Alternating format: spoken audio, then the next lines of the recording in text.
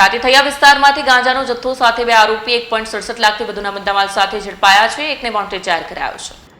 સુરત જિલ્લાના પલસાણા તાલુકાના તાતીથૈયા સોની પાર્ક વિસ્તારમાં કડોદરા પોલીસ દ્વારા નશીલા પદાર્થો સામે કાર્યવાહી હાથ ધરતા બે આરોપીઓને ગાંજાના જથ્થા સાથે ઝડપી પાડવામાં આવ્યા છે.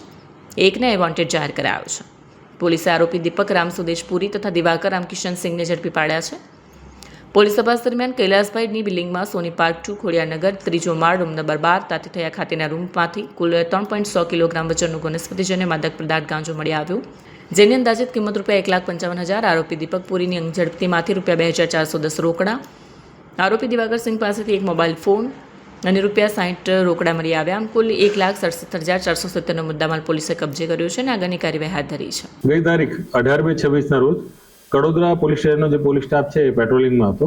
એ દરમિયાન ડિસ્ટાફના જે એએસઆઈ છે સુરેશભાઈ ચિમનભાઈ, તેઓને તેમના ખાનગી બાતમીદાર થકી બાતમી હકીકત મળેલ કે તાતીથૈયા સોની પાર્ક 2 ખાતે આવેલ જે ખોડિયાનગર છે એમાં કૈલાસચંદ્ર રૂગલાલ મેવાડાની જે બિલ્ડિંગ છે એ બિલ્ડિંગમાં એક રૂમની અંદર બે આરોપી, એક પહેલા આરોપીનું નામ છે દિવાકર રામકિશન સિંહ તથા બીજો આરોપી દીપક રામ મુકેશ પુરી, આ બંને આરોપીઓ ગેરકાયદેસરનો ગાંજાનો જથ્થો લાવીને અને સંતાડી રાખેલ છે. જે બાતમી હકીકતના આધારે તાત્કાલિક કડોદરા પોલીસ સ્ટેશનના પીઆઈ શ્રી પટેલ સાહેબ તથા પીએસઆઈ ડીકે ચૌધરી નાઓ દ્વારા પોલીસ સ્ટાફને સાથે રાખીને અને જે બાતમી હકીકતવાળી જગ્યા છે તે જગ્યા ઉપર જઈને અને રેડ કરતા બંને આરોપીઓ ત્યાં જગ્યા ઉપરથી મળી આવેલ અને જેમની પાસેથી 3.100 ગ્રામ ની જથ્થો વનસ્પતિ ગાંજાનો જે જથ્થો છે મળી આવેલ, જેની કિંમત ટોટલ ₹1,55,000 છે.